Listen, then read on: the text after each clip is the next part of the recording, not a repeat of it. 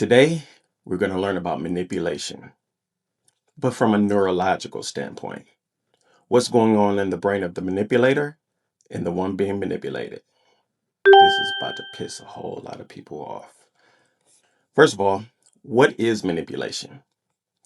Manipulation is the act of influencing or controlling someone or something, often in a deceptive or underhanded way, to gain a personal advantage.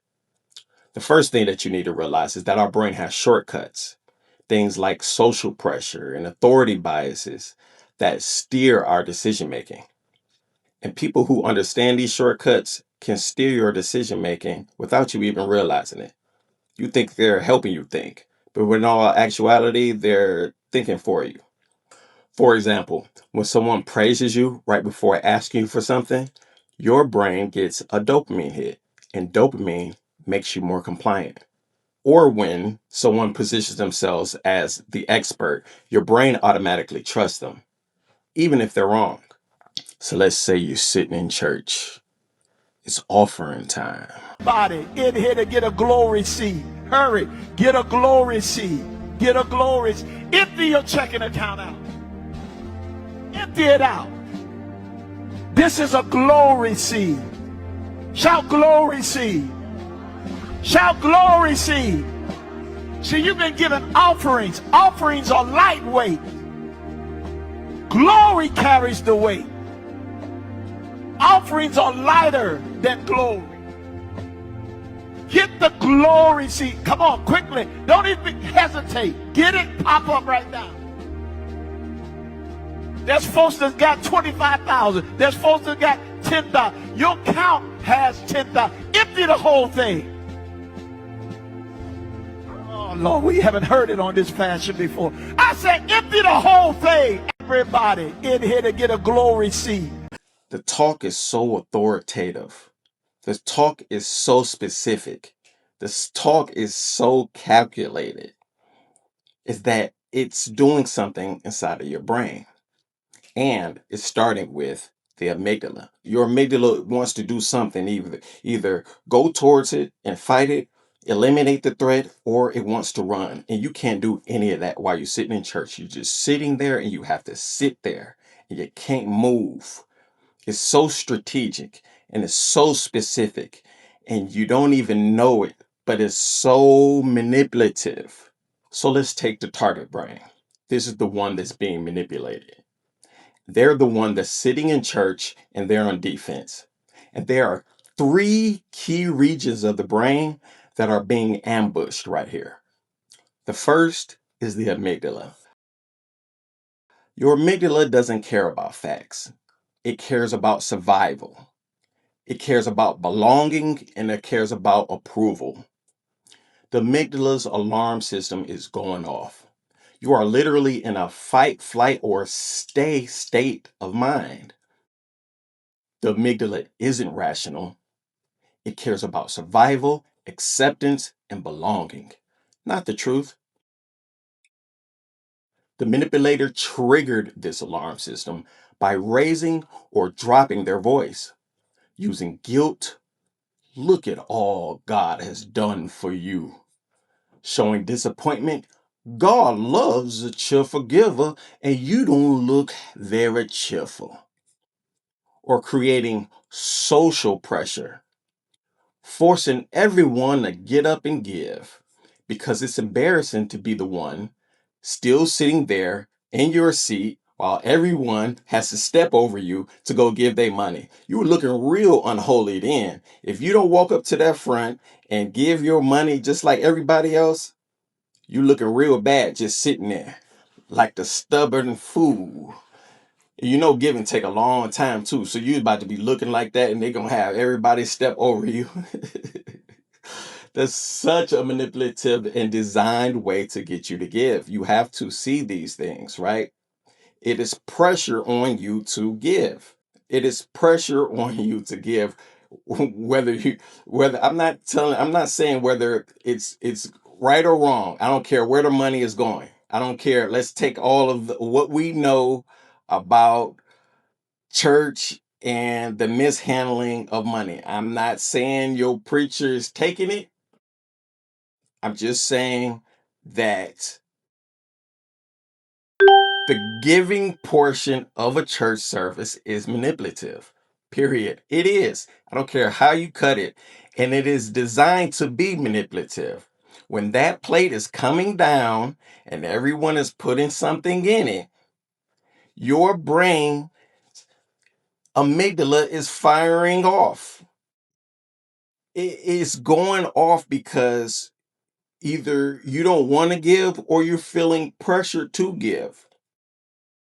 Now you got some people that's just they're waiting to give. Oh, they're the driving force right there. That's really what's making you feel like you have to be socially accepted. Because when everybody else is putting something in that plate and you don't put something in that plate, that makes you look bad, right? Wrong.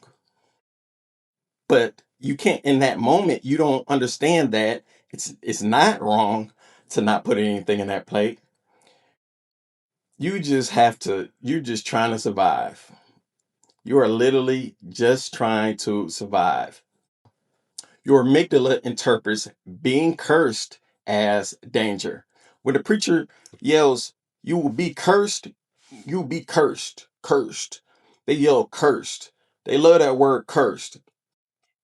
What does cursed mean? Who knows what curse means? I don't know what curse means. Curse could have different meanings. I don't know. Cursed how? Cursed. We just know that word cursed is a bad word. That is a bad word that sends our amygdala firing. We don't want to be cursed. Especially cursed by God. He powerful. He real powerful. He's strong. A strong person like that curses you. You don't want that. That is a bad thing. That sets off your amygdala. You don't want to be cursed. No, you want to be accepted. Yeah. So you better do what? Give. You better give if you don't want to be cursed. You are pressured whether you like it or not. You are pressured into giving. And this is the manipulation of the church in the church service during the time of giving. In unity with the vision of perfecting church of sowing this seed of $1,000 plus $235 and receiving the blessings to come to all that participated. Now that's only $1,200. Yes. Y'all not listening to what I'm saying. If you have 1,000 plus 1,000, Okay. Well, I'm gonna work on the other 800. well, that ain't what I asked you to do. I'm not saying he's going to buy jets and nice shiny suits and cars and any of that with the money. He probably is. But, however, the very service is manipulative. You cut or dry. It doesn't matter. Because if it wasn't like that, they know that they wouldn't get as much money.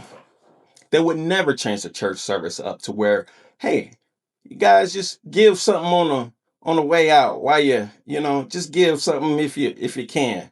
Nobody would give nothing. No, no, it would definitely go down. This whole new age, it's not even new age. I can't even say that it's new age. They've been doing this for a long time. People have been getting manipulated for a long time in the church service. And then number 2 is the insula. This is the social pain center. The insula is what you feel in your chest, your stomach, your throat. It activates when you feel shame, guilt, rejection, humiliation. Social pain uses the same neural pathways as physical pain. That's very important. And this is a very important note that social pain uses the same neural pathways as physical pain. I'm going to repeat that again. Social pain uses the same neural pathways as physical pain. So the brain is interpreting it the exact same way as physical pain and doesn't even know the difference. So it's reacting the exact same way because we are social creatures. We're social human beings. The third way is the prefrontal cortex. The logic goes offline. The prefrontal cortex is the adult in the room, the logical part. But under emotional pressure, your brain just shuts down. Your thinking collapses, the memory glitches, your reasoning disappears. It literally cannot think straight. And guess what? It's not your fault. It's not weakness. It's neurology. It's neurology. It's calculated. It's not your fault. Now, let's look at it from the manipulator's point of view. From the manipulator's standpoint, the one that's doing the manipulating. Their prefrontal cortex is firing on all cylinders. They're strategizing. They're calculating. They're focused. They're watching you. They're watching your tone. They're watching your posture. They're watching your hesitation. They're watching for any way to rebuttal any response that you give. They are thinking straight, and you aren't. Number two, the medial prefrontal cortex is in mind reading mode. This region lets them simulate your mind. What are you thinking? They look at your hesitation, your posture, your guilt, your need for approval. They test what works. They push where you are weak. They are literally drawing a map of all your weak spots. You should not feel bad that you were being manipulated by the church. You shouldn't be, because they have perfected this. This thing runs deep. They've worked on this. They've had centuries to do it, centuries to study it, and centuries to perfect it. Whether you like it or not, and this isn't a whole whether God exists or not. I'm just telling you that manipulation is used in the church all the time. And here's the third thing, the dopamine center. Now, dopamine isn't after you get something. Dopamine is when you're in the pursuit of something, and they are in the pursuit of your money. So in the one that's doing the manipulating, they are in the pursuit that they have dopamine driving them. They have something to work towards. And the reward is your pocketbook.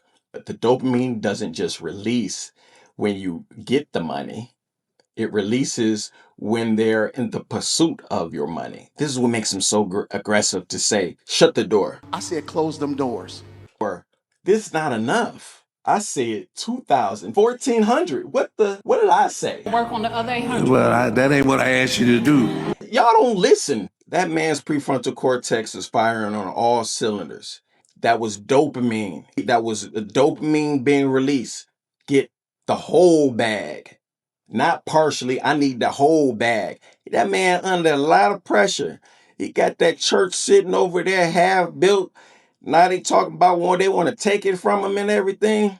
Oh, he has every reason to sit up and manipulate people, and has been for a long time. Has been for a long time. I remember my mom went to that church, Perfecting Church. Marvin L. Winans. Yeah, he manipulated my mom. He had a $25 line back then, though. It was like people giving $25 or more. They go down, they go down the side. I remember sitting up in church hungry as hell. Oh, yeah, me, my brother, and my sister sitting up in church all that damn time. My mama went to both church services. We ain't ate shit, but she about to give this dude all his money, and we hungry. She wasn't thinking straight. But look though, you don't have to sit up here and take it. And this is any manipulative situation. There are things and techniques in place that you can do to help you in these situations. And here's how. And this is from a neurological standpoint, right? This is neuroscience. This isn't me giving you what I think. This is from a neurological standpoint. This is neuroscience. This is the science of the brain giving you this. So you know that I'm not on no bullshit. So step one, the 3-second pause. Pause, inhale slowly. This increases oxygen to your prefrontal cortex and lowers your amygdala activation. You break their rhythm, you regain control. Okay, but that plate is coming, is getting closer.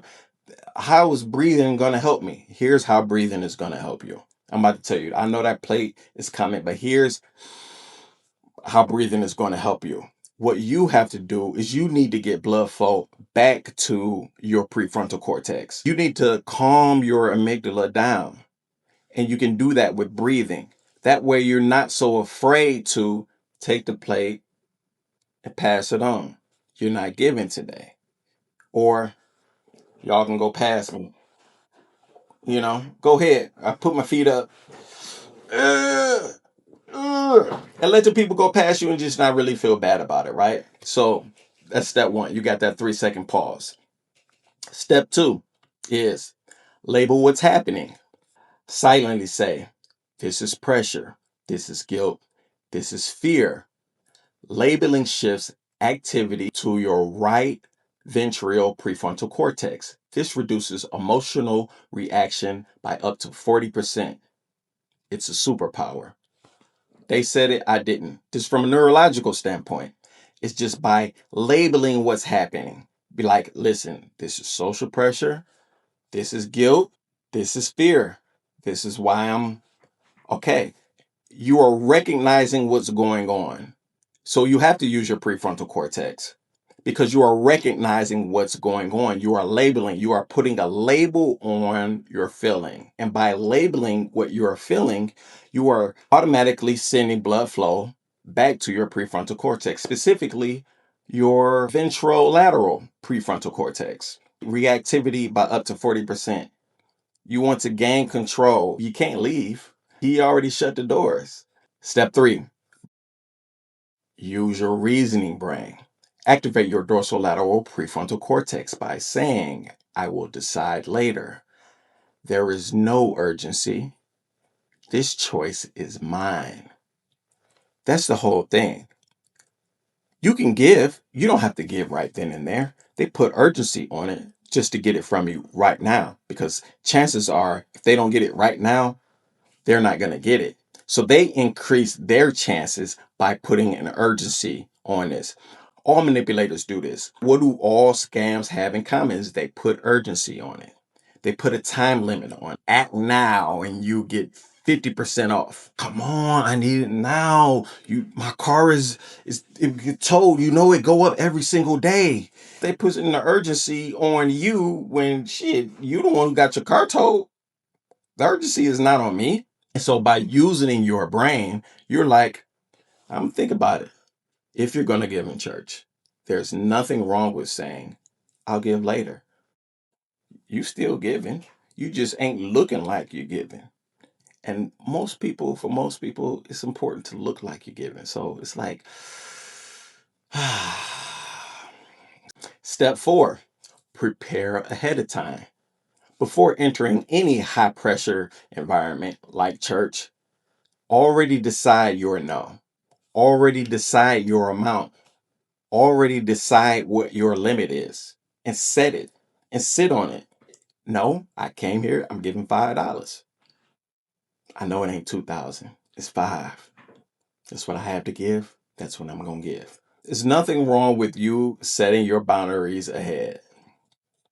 Step 5. This is a great one. This is the ultimate question. You ask yourself the ultimate question right here with step 5. And step 5 is, if there was no pressure at all, would I still give?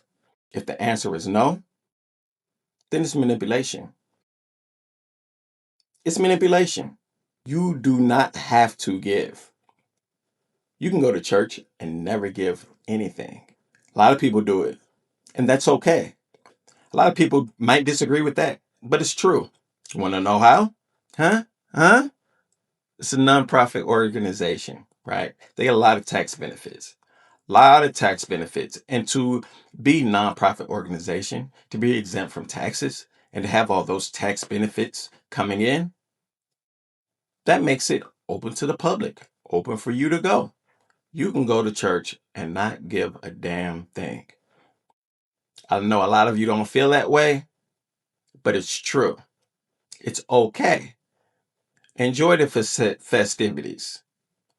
Enjoy everything else. I know they're going to say, all of this cost. all of this cost. Man, guarantee if you were in a bind, they not gonna help you out. Stop looking at the external and start looking internal. We have to start knowing ourselves and knowing our brains. By knowing this, we can control our external. But it's impossible to control something that we don't even know that's going on. So in closing, manipulation is not about being weak. It's about being a human. Your brain evolved to seek approval, safety, and belonging. That's how we were designed. Manipulators exploit that. But once you understand what's happening inside your brain and theirs, you become unmanipulatable. If this opened your eyes, drop a comment below. I would love to hear all the wonderful comments that you guys have on me using church as an example of manipulation. I can't wait. But know this, I'm coming from a neurological standpoint. This is not my insertion on anything.